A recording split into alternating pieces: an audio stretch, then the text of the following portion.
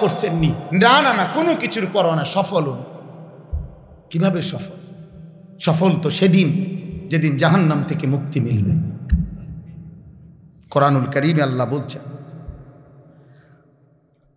ফামান যুহজিহা আনিন নার ওয়া উদখিলাল জান্নাতা ফাকাদ ফাযা। সরাসরি কোরআনের আয়াত। আল্লাহ তাআলা বলেন, যাকে জাহান্নাম থেকে মুক্তি দেয়া হলো এবং জান্নাতে প্রবেশ করানো হলো, ফাকাদ ফাযা, সেই কেবল সফল হলো। সরাসরি কিসের আয়াত? কোরআনের আয়াত। তাহলে সফল হবে কোন দিন? জান্নাতি হবে যেদিন, জান্নাতি হবে যেদিন, জাহান্নাম থেকে মুক্তি মিলবে সেদিন, জাহান্নাম থেকে মুক্তি মিলবে যেদিন। এই জন্য বাপ আমার, বন্ধু আমার, নওজোয়ান সাথী আমার, প্রত্যেকেই, আমি এবার আমার মূল কথাটা যেটার থেকে বলতে চাইছিলাম, মানুষের ফিকির, উম্মতের ফিকির, এবং কি নিজের পরিবার, নিজের আশপাশের সমস্ত মানুষের জন্য আখিরাতের ফিকির করা, তাদের কবরের ফিকির করা, তাদেরকে জাহান্নাম থেকে বাঁচাবার চেষ্টা করা, এটা আমাদের মুসলমান মাত্রই প্রত্যেকের জীবনের একটা অন্যতম দায়িত্ব। আপনি মূর্খ মানুষ না শিক্ষিত মানুষ, এটা কোনো কথা না। আপনি মূর্খ হলে কি আপনি বাংলা কথা কইতে পারেন না? কথা বলেন না কেন? হ্যাঁ, আপনি সাধারণ মানুষ, আপনি সাধারণ মানুষ হইয়া কোন খানাটা বন্ধ রাখছেন? হ্যাঁ, গপ মারে, আমরা সাধারণ মানুষ, কোন রকম দিন আইনা দিন খাই। তো আপনি দিন আইনা রাইতে খান না কা? খাইবেন না? আপনারা মানা করছি কি খাইতে? দিন আইনা দিন খান, রাত্রেও খাইবেন, আপনি অসুবিধা কি? তো হ্যাঁ, এটা তো কোনো কথা না। আপনি তো তামাম দুনিয়া বুঝেন, সংসারের সব বুঝেন, দুনিয়ার সব বুঝেন, এটা বুঝবেন না কেন? আল্লাহর কথা বলা, মানুষকে আল্লাহর দিকে ফেরানোর চেষ্টা করা, এটা আমাদের জিম্মাদারি। এখন আসেন, এই জিম্মাদারি, আমাদের এই দায়িত্ব পালন করতে গিয়ে মানুষকে আল্লাহর দিকে ফেরানো, আল্লাহর কথা বলা, আল্লাহর দিকে ফেরানোর চেষ্টা করা, আখিরাতের সন্ধান দেওয়া, জাহান্নাম থেকে বাঁচানোর চেষ্টা করা, এটা আমাদের প্রত্যেকের দায়িত্ব। কিন্তু এই ক্ষেত্রে কোরআনুল কারীমের একটা মৌলিক মূলনীতি হলো নিজেকে ভুলে না যাও। ওই যেটার থেকে আমি ইসলাহি মজলিস বলতে চাইছিলাম, একটা মৌলিক লক্ষণীয় বিষয় হলো নিজেকে ভুলে না যাওয়া। নিজেকে ভুলে না যাও। আমার ঈমান, আমার আমল, আমার আখলাক, আমার আখিরাত, আমার নিজের কবর, আমার হাসর, আমার মিজান, আমার ফুলসেরাত, এগুলোকে ভুলে না যাওয়া। এই পরিমাণ মানুষের জন্য করলাম যে নিজের কথা ভুলে গেলাম, নিজের জন্য সময় পাইলাম না, এটা কোনোভাবেই কোনো যুক্তিতেই উচিত না। এই কথাটা বলছি। ইসলাহে নফস, আত্মশুদ্ধি, আত্মসংশোধন, নিজের ফিকির, নিজের সংশোধনের ফিকির, এটাও আমাদের অন্যতম প্রধানতম দায়িত্ব। দায়িত্ব। অনেক মানুষ, আমার জীবনে এরকম আমি অনেক লোক দেখছি, ভদ্রলোক মানে উনি মেল মিটিং করতে করতে জোহর, আসর, মাগরিব এক ওয়াক্ত নামাজ পড়েন। আমার একদিন একজনে বলতেছে, হুজুর, নামাজ পড়া যেটা যেমন ভালো কাজ, মানুষের মধ্যে মীমাংসা করে দেওয়া, এটাও তো ভালো কাজ। তাহলে আপনারা একটা ভালো কাজ করতেছেন, আমরা একটা ভালো কাজ করতেছি। বাহ বাহ বাহ! আলাপ দেখছেন নি? আলাপের সাইজ কি! আলাপ, উনি একটা ভালো কাজ চয়েস করে নিছে, আমার একটা দিছে দায়িত্ব। আমারে ভালো কাজ দিছে, নামাজ পড়তাম, আর উনি নিজের ভালো কাজ একটা বাছাই করে নিছে। আল্লাহ তাআলা বুঝি এটা বলছে যে ইসলাম মানে কি, যে যতগুলো ভালো কাজ আছে এগুলা তোমরা একটা একটা করে ভাগ করে করে নাও। কিছু নামাজ পড়ো, কিছু রোজা রাখো, কিছু হজ করো, কিছু যাকাত দাও, এরকম বিষয়টা। তাইলে তাইলে আল্লাহ তাআলা কুরআনুল কারীমের মধ্যে বলছেন, উদখুলু ফিস সিলমি কাফা, পরিপূর্ণ ইসলামের মধ্যে প্রবেশ করো। ওয়ালা তামুতুন্না ইল্লা ওয়া আনতুম মুসলিমুন, মুসলমান পূর্ণ না হয়ে মৃত্যুবরণ করো না, মানে কবরে আইসো না। তো আল্লাহ তাআলা আমাদেরকে নিষেধ করছেন পূর্ণ মুসলমান না হয়ে কবরে না যাইতে। কবরে যাইতে নিষেধ করেছেন, অর্থাৎ কবরে যাওয়া তো আপনি থামাইতে পারতেন না, মৃত্যু তো আপনি ঠেকাইতে পারতেন না। অতএব বেঁচে থাকতে থাকতেই, হায়াত থাকতে থাকতেই নিজের ঈমান, নিজের আমল, নিজের আখিরাত ঠিক করে নেওয়া, এটা আল্লাহ তাআলার আদেশ। এটা আল্লাহ তাআলার আদেশ। এই জন্য আমি বুঝাইতে চাই এই কথা, একেবারে ১৬ লক্ষ আম্বিয়ায়ে কেরাম যারা উম্মতের ফিকির করছে, মানুষের ফিকির, কিন্তু উনারা প্রত্যেকেই নিজের ব্যাপারেও যত্নবান ছিলেন। নিজের ঈমান, নিজের আমল, নিজের আখিরাত, নিজের সিজদা, নিজে আল্লাহর সাথে সম্পর্ক, এটা তারা পুরাপুরি মজবুত রাখছেন, মজবুত রাখছেন। নিজের বিষয়ে সমস্ত নবীগণ, আউলিয়াগণ, সাহাবাগণ নিজেকে ভুলেন নাই, নিজেকে বাদ দেন নাই। এজন্য সংশোধনের প্রথম জিম্মাদারি নিজের সংশোধন। ইয়া আইয়ুহাল্লাযীনা আমানু কু আনফুসাকুম, এই যে ১ নাম্বার, হে ঈমানদারগণ তোমরা প্রত্যেকেই নিজেকে বাঁচাও, ওয়া আহলিকুম, এরপরে পরিবারের সদস্যদেরকে বাঁচাও, নারান, জাহান্নামের আগুন থেকে। তাহলে ১ নম্বরে জাহান্নামের আগুন থেকে কাকে বাঁচাও? বলেন না, কাকে বাঁচাও? কোরআনুল কারীমের মধ্যে আছে, আল্লাহ বলেন ইয়া আইয়ুহাল্লাযীনা আমানু আলাইকুম আনফুসাকুম, হে ঈমানদারগণ তোমরা প্রত্যেকেই নিজেকে আঁকড়িয়ে ধরো, নিজের ঈমান, নিজের আমল, নিজের মুআমালাত, নিজের মুআশারাত, নিজের আখলাক, এটাকে শতভাগ আঁকড়িয়ে ধরো, আঁকড়িয়ে ধরো। নিজের জিন্দেগি পূর্ণ গঠনের দিকে মনোযোগ দিও, এটা আল্লাহ তাআলার হুকুম। তাহলে এখানেও নিজের ব্যাপারে মজবুত করে নিজের ঈমান আমলের প্রতি যত্নবান হতে আল্লাহ বলছেন কিনা বলেন? কোরআনুল কারীমের মধ্যে আছে, আল্লাহ তাআলা বলেন ওয়া'মুর আহলাকা বিস-সালাতি ওয়াসতাবির আলাইহা। এই যে দেখেন, আল্লাহ বলেন যে আপনি আপনার পরিবারের সদস্যদেরকে নামাজের আদেশ করুন এবং আপনি নিজেও নামাজের উপরে মজবুত থাকুন। তাহলে এই আপনি নিজেও নামাজের উপরে মজবুত থাকুন, তাহলে স্ত্রী, সন্তান, সংসারের জন্য আপনি নিজেকে ভুলে যাওয়া, এটা আল্লাহ বলছেন না। আমাদের দেশের বহুত লোক আছে সংসার করতে করতে ওযু, নামাজ, দোয়া, কালাম, আল্লাহ বিল্লাহ করার কোনো টাইম নেই, কোনো টাইম নেই। দোকানদারি করতে করতে হায়াত শেষ, কৃষি কাজ করতে করতে হায়াত শেষ। 18,000 টাকার চাকরি করে, 12,000 টাকার চাকরি করে, 30,000 টাকা বেতনের চাকরি করে। এই টাকাগুলো পেলে স্ত্রী সন্তানের মুখে হাসি ফুটবে, তাদের সারা মাসের কামাই রোজ খরচ চলবে। এর জন্য এমন চাকরি, এমন কর্ম, এমন ব্যস্ততা যে জোহরের নামাজ পড়ার টাইম নাই, আসরের নামাজ পড়ার টাইম নাই, মাগরিবের নামাজ পড়ার টাইম নাই। হায় মুসলমান গাফেল, তুমি বুঝি দুনিয়ার অথবা সংসারের এটুকু প্রয়োজনের জন্য নিজেকে ভুলে গেলা? এটা কেমন কথা? এটা তো স্পষ্ট বোকামি ছাড়া আর কিচ্ছু না। আল্লাহ তো বলে নাই নিজেকে ভুলে যেতে, বলছে পরিবারের সদস্যদেরকে নামাজের কথা বলো এবং নিজেও নামাজের উপরে মজবুত থাকো। নবী সাল্লাল্লাহু আলাইহি ওয়াসাল্লামকে আল্লাহ তাআলা বলছেন এই কথাটা। এই জন্য বাপ, আমি এই কথাটা বুঝাইছি এতক্ষণ ধরে। ইসলাহি মাহফিল মানে ইসলাহে নফস, আত্মসংশোধন, নিজের পরিবর্তন, নিজের সংশোধনের ফিকির করা। আমার আপনার সংশোধনের বিষয় হলো প্রত্যেকে কি সংশোধন করবেন। আগে এটা বলেন যে নিজের সংশোধনের ফিকির করা আমাদের দায়িত্ব কিনা? কয় নাম্বার দায়িত্ব? মোট দায়িত্ব 5টা। সংশোধন করবেন মোট 5টা। 1, নিজের সংশোধন, কু আনফুসাকুম। 2, পরিবারের সংশোধন, ও আহলিকুম। 3, আত্মীয় স্বজনের সংশোধন, ও আনদির আশিরাতাকাল আকরাবিন, আল্লাহ কোরআনে বলছে। 4, নিজ এলাকা এবং আশপাশের মহল্লা, আশপাশের মানুষের সংশোধন, লিতুনদিরা উম্মাল কুরা ওয়ামান হাওলাহা। আর 5, গোটা বিশ্ব মানবতার সংশোধন, উখরিজাত লিন্নাস। তাহলে কয়টা সংশোধন? 5টা ফিকির থাকা। 5টা, নিজের ফিকির, পরিবারের ফিকির, আত্মীয় স্বজনের ফিকির, নিজ মহল্লা এবং মহল্লার আশপাশের মানুষের ফিকির, গোটা পৃথিবীর মানুষের ফিকির। এই 5টা। তো 5টার মধ্যে 1 নাম্বার কি? নিজের ফিকির, নিজের ফিকির, নিজের ফিকির। ইসলাহে নফস, এ আউলিয়ায়ে কেরাম এটা করে, বুজুর্গানে দ্বীন এটা করে, পীর মাশায়েখ এটা করে, ওলামায়ে কেরাম এটা করে। প্রত্যেককে এ কথার প্রতি উৎসাহিত করে আপনার ঈমান, আপনার আমল, আপনার আখিরাতের ফিকির করে, সংশোধন করে। সংশোধন হবে মোট 5টি জিনিসের। কয়টি জিনিসের? 1 নাম্বার নিজের ঈমান। না, এটা তো হলো 5 স্তর বলছি, মানে আমনে নিজের সংশোধন কি করবেন? যে আমার শুধু পাঞ্জাবিটা দুইয়ে রাখবো এই তো নাকি? ওই আমার সংশোধন কি? আমার সংশোধন 5 জিনিসের।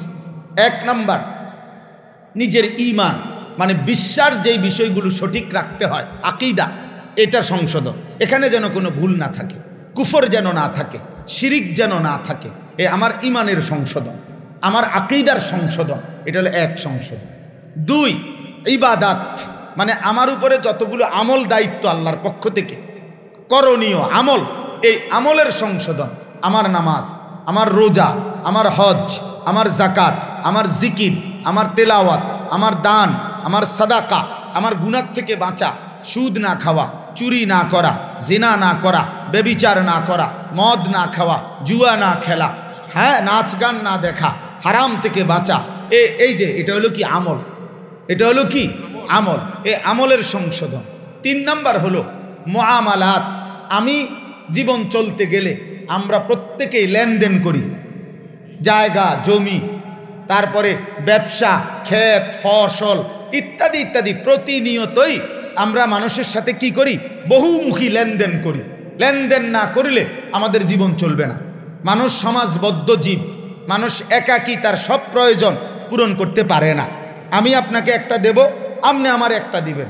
রিক্সাওয়ালা আমারে মাদ্রাসা পর্যন্ত আইনা দিয়ে যাইব নামাইয়া, আর তার ফুতেরে আমি হাফেজ বানাইয়া তার বাইর দিয়া। এই যে মানে লেনদেন নাকি? অর্থাৎ উনি আমার কিছু করবে, আমি উনার কিছু করব, এরকম একটা উদাহরণ দিলাম আর কি।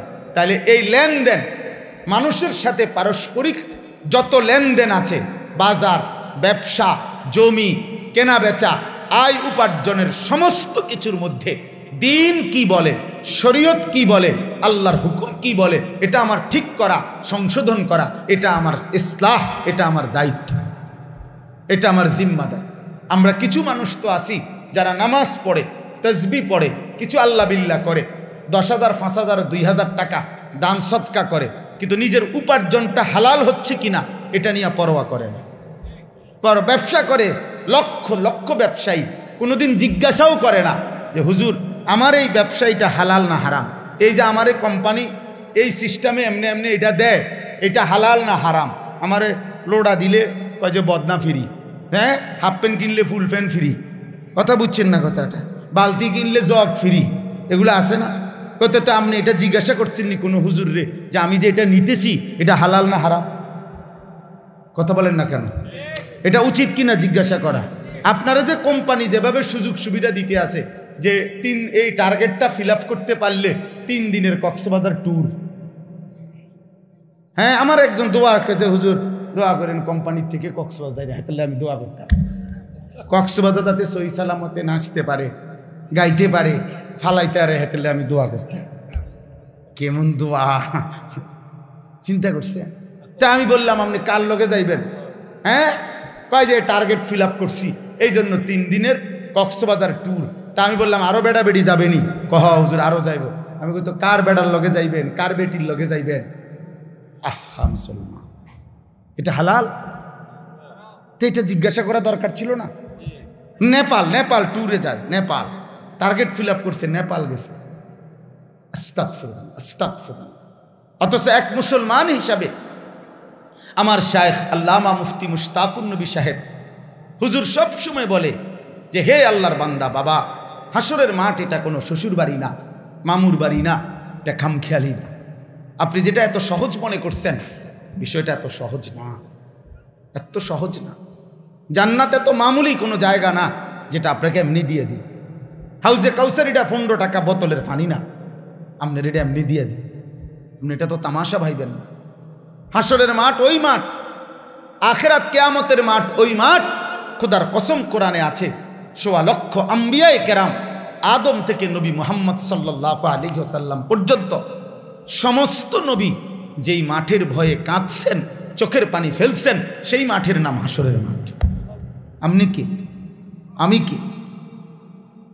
আমি কি? আপনি কি? এজন্য আমাদের এই লেনদেন, আমি অনুরোধ করছি আপনারা আপনাদের লেনদেনের প্রত্যেক, যে বাজার করেন, ব্যবসা করেন, কৃষি কাজ করেন, জমি জমার বেচা কিনা করেন, চাকরি করেন, অনুরোধ রইল একজনও যদি মানেন অনুরোধ রইল আমার, আপনি আপনার এটার মধ্যে হালাল কোনটা হারাম কিনা, কোনোটা আমার না জায়েজ কিনা, এটা একজন আলেমে দিন থেকে জিজ্ঞাসা করে নিন। এটা জিজ্ঞাসা করেন, এটা আপনার সংশোধন, এটা আপনার ইসলাহের অংশ, এটা আপনার জিন্দিগির অংশ, এটা অংশ। অসংখ্য মানুষ আমাদের হয়তো অজান্তে বেচারা হারামের মধ্যে লিপ্ত, একটু ভুলের কারণে, হয়তো একটু জিজ্ঞাসা করে নিলে, জেনে নিলে, শুনে নিলে হয়তো সহজ করে সমাধান করতে পারত, কিন্তু না জানার কারণে কি করতে পারে নাই, সমাধান করতে পারে। আমার শায়েখ আল্লামা মুফতি মুশতাকুন নবী সাহেব সব সময় হুজুরে বলে, মানুষের জাহান্নামে যাওয়ার 3 কারণ। কয় কারণ? 3 কারণ। 1 নাম্বার জাহালত, মানে মূর্খতা, দিন সম্পর্কে না জানা, এই কারণে জাহান্নামে যাবে। 2 নাম্বার গাফলত, মানে জানে কিন্তু করে না, রে খামখেয়ালি, নামাজ পড়তি না, ফরম আইস যাবি না, তুই আই না, যাইবা না, আইতাছি আসতে গেছে গা, কি ও পড়লে না, কেরুম জানি লাগতে আছে, কেরুম লাগতে আছে, কেরুম লাগে, কেরুম লাগে কবেটা, মানে হাইতে কইতারা না, কেরুম লাগে, কেমন জানি লাগতেছে আর কি, ফাতরামি আর কি, ফাইজলামি আর কি, খামখেয়ালি। এই গাফলতের কারণে অসংখ্য মানুষ কি হবে, জাহান্নামে। 3 নাম্বার হলো দালালাত, পথ হারিয়ে ফেলা, পথ হারা, অর্থাৎ সঠিক গন্তব্য কোনটা, হক কোনটা, বাতিল কোনটা, হালাল কোনটা, হারাম কোনটা, এই পথটাই সে খুঁজে পায় না, পথে খুঁজে পায় না। এমন কোন ব্যক্তির খপ্পরে পড়ে গেছে যে তাকে শিরিকে অভ্যস্ত করে দিছে, যে তাকে বিদআতের মধ্যে ঢুকায় দিছে, যে তাকে নাসানাসি ফালাফালির মধ্যে ঢুকায় দিছে, তাহলে সে পথ হারা। এই জন্য জাহান্নাম, এজন্য জাহান্নাম, এজন্য জাহান্নাম। তাইলে আপনাদের কাছে আমার অনুরোধ, আমি শেষ করতেছি কথা, এই 3 নাম্বার হলো মুআমালাত, আপনার সংশোধনের বিষয় হলো আপনার আমার জীবনের যত লেনদেন, এগুলো কি করতে হবে, সংশোধন। 4 নাম্বার মুআশারাত, আচরণ, পারস্পরিক আচরণ, অর্থাৎ আমি একজন মানুষ, আর আমার সাথে এই পৃথিবীর যত মানুষের সম্পর্ক আছে, প্রত্যেকের কার সাথে আমার আচরণ কি হবে সেটা ঠিক করা। যেমন উনি আমার মা, তো আমার মার সাথে আমার আচরণ কি, বাবার সাথে আমার আচরণ কি, স্ত্রীর সাথে আমার আচরণ কি, ছেলে মেয়ের সাথে আচরণ কি, নিকট আত্মীয়ের সাথে আমার আচরণ কি, দূরবর্তী আত্মীয়ের সাথে আমার আচরণ কি হবে, আমার প্রতিবেশীর সাথে আমার আচরণ কি হবে, রাস্তার পথিকের সাথে আমার আচরণ কি হবে, মুসাফিরের সাথে আমার আচরণ কি হবে, ক্ষণিকের সঙ্গী, 5 টাকার অটো ভাড়া, আমরা দুইজন এক লগে গেছি, 5 টাকার ভাড়া, এরপরে নাইমা গেছি, এই 5 টাকার ভাড়ার যাত্রী সঙ্গী যিনি আমার পাশে বসছে, উনি আমার ক্ষণিকের সঙ্গী। খোদার কসম, কোরআনে এই ক্ষণিকের সঙ্গীর জন্য বিধান আল্লাহ বলছে, এটা কোরআন। অর্থাৎ এই যে এনতে এনে আরি এন থেকে রাস্তার মাথা, কথা বুঝছেন না, 5 মিনিটের সঙ্গী, 2 মিনিটের সঙ্গী, এর সাথেও আপনার আচরণ কি হবে, এই ব্যাপারেও কোরআনুল কারীমের মধ্যে স্পষ্ট বর্ণনা আছে। ইসলাম একদম ক্লিয়ার, পূর্ণাঙ্গ। তাহলে আমাদের মুআমালাত, পারস্পরিক আচরণ, এটা সংশোধন করা। মাকে প্রাধান্য দিতে গিয়ে স্ত্রীর উপরে জুলুম করলেন, স্ত্রীকে প্রাধান্য দিতে দিয়ে মাকে জুলুম করলেন, এটা সুন্দর আচরণ হলো? এটা জানা উচিত, এটা শেখা উচিত, এটা বোঝা উচিত। আমার মা বাবার হক কি, আমার স্ত্রীর হক কি, আমার ছেলে মেয়ের হক কি, আমার বন্ধু স্বজনের হক কি। তাহলে এইটা হলো মুআশারাত। আর 5 নাম্বার হলো আখলাক, আমার ব্যক্তি চরিত্র। প্রত্যেক মানুষের ভিতরে কিছু ব্যক্তি চরিত্র আছে, এর মধ্যে 2 ধরনের, কিছু উত্তম চরিত্র, কিছু মন্দ চরিত্র। মন্দ চরিত্রগুলো দূর করা, উত্তম চরিত্রগুলো নিজের মধ্যে আনা। অপরের প্রতি হিংসা উত্তম চরিত্র না মন্দ চরিত্র? তো এটা দূর করা। অপরের প্রতি কল্যাণকামিতা, পরোপকার, এটা কি উত্তম না আপনার খারাপ, মন্দ চরিত্র? উত্তম, তো এটা আনা। লোভ, এটা একটা মন্দ চরিত্র। হিংসা, রাগ, প্রচণ্ড রাগ, মানে বদমেজাজ যেটাকে বলে, তো এটা একটা মন্দ রূপ, মন্দ চরিত্র। এগুলোকে দূর করা, নিজের মধ্যে ধৈর্যশীলতা, নিজের মধ্যে পরোপকার, নিজের মধ্যে অপরের প্রতি কল্যাণকামিতা, নিজের মধ্যে আল্লাহ তাআলার কৃতজ্ঞতার শকরের মেজাজ, এগুলো উত্তম গুণ, এগুলো নিজের মধ্যে আনা। এই সবটা ঠিক করা, এটার নাম ইসলাম, এটার নাম নবীজির 23 বছরের মেহনত, এটার নাম কোরআন, এর বিনিময়ে জান্নাত। তাহলে এক মুসলমান হিসাবে শুধুমাত্র জান্নাতে যাওয়া আপনি এত মামুলি মনে করলে হবে না। এজন্য আমার শায়েখ আল্লামা মুফতি মুশতাকুন নবী সাহেব হুজুর বলে যে জান্নাত এত কঠিনও না যে মেহনত করেও পাওয়া যাবে না, আবার এত সহজেও না যে বিনা মেহনতে মিলে যাবে। বুঝেন না? আবার কই, জান্নাত এত কঠিন নয় যে চেষ্টা করলেও কি পাওয়া যাবে না, এত কঠিন না। আবার এত সহজও না যে বিনা চেষ্টায় আপনি জান্নাত পেয়ে যাবেন, এটাও না, এটাও না। অতএব ইসলাহি মাহফিলের কথা, আমি এতগুলো কথা বলার অর্থ হলো ইসলাহি মজলিস খুব জরুরি। মসজিদ ভিত্তিক যার সামর্থ্য হয় মসজিদ ভিত্তিক ইসলাহি মজলিস চালু করেন, মাদ্রাসা ভিত্তিক ইসলাহি মজলিস চালু করেন, মহল্লা ভিত্তিক বাড়ি বাড়ি বাড়ির উঠানে মা বোনদের জন্য পর্দার আড়ালে যতভাবে আল্লাহর কথা আল্লাহর বান্দার কানে পৌঁছানো যাবে ধীরে ধীরে, কেউ আজ পরিবর্তন হবে, কেউ 10 বছর পরে পরিবর্তন হবে, কেউ 5 বছর পরে পরিবর্তন হবে, কেউ এক কথায় বদলে যাবে, কেউ 1000 কথায় বদলে যাবে, কার কেউ না বদলাইলেও আমার আপনার নেকি হইতে থাকবে। এই জন্য আজকে এই এতটুকু কথা আপনাদের কাছে পেশ করলাম। যে সমস্ত যুবক ভাই আছো তোমাদের কাছে বাপ আমার আখিরি কথা হলো, দোস্ত আমার, বন্ধু আমার, প্রত্যেকের কাছে ভাইয়া, আগামীর পৃথিবী, আগামীর সময়টা আজকের চাইতে আগামীর সময়ে আমাদের দুর্যোগ মুসিবত বড় পেরেশানি আসবে। সেটা হলো ইমান বাঁচানোর পেরেশানি। আগামীর সময়টা দাজ্জালের সময়, আগামীর সময়টা মাহাদির সময়। কেউ দাজ্জালের হাতে ইমান হারা হয়ে যাবে, কেউ মাহাদির পক্ষে ইমান রক্ষা করবে। এজন্য যদি মজবুত ইমান না থাকে, আল্লাহ পাকের সেজদা কপালে না থাকে, রবের সাথে যদি সম্পর্ক না থাকে, তুমি আমি প্রথম ধাক্কাতেই হারায় যাবা বন্ধু। এই জন্য দোস্ত, যাদের চেহারার মধ্যে কোনো কপালে সেজদা নাই, যারা এক ওয়াক্ত নামাজ পড়েন না, ছেলেরা তোমরা যারা নামাজ পড়ো না, রাত নাই দিন নাই, নারী ছবি, অশ্লীল দৃশ্য, অসভ্যতার বেহায়াপনায় আল্লাহর নাফরমানিতে জিন্দিগি শেষ করছো, প্রিয় বন্ধু আমার, দোস্ত আমার, এটা ইনসাফ না।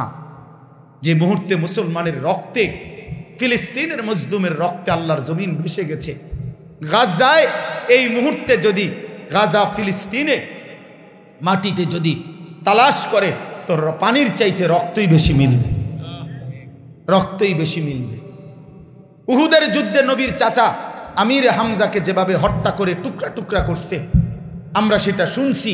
আজকে 1450 বছর পরে আমরা দেখলাম গাজায় বোমার আঘাতে মুসলমানের লাশ উপরের দিকে উঠে ছিন্ন ভিন্ন হয়ে টুকরা টুকরা হয়ে গেছে। আজ আবার উহুদের দৃশ্য আমরা দেখলাম। 6 বছরের মাসুম মেয়ে এই কয়দিন আগেও সাক্ষাৎকার দিছে, মাসুম বাচ্চা মেয়ে বলতেছে, আমি খেলতেছিলাম, বোমার আঘাতে আমি বেহুশ হয়ে গেছি।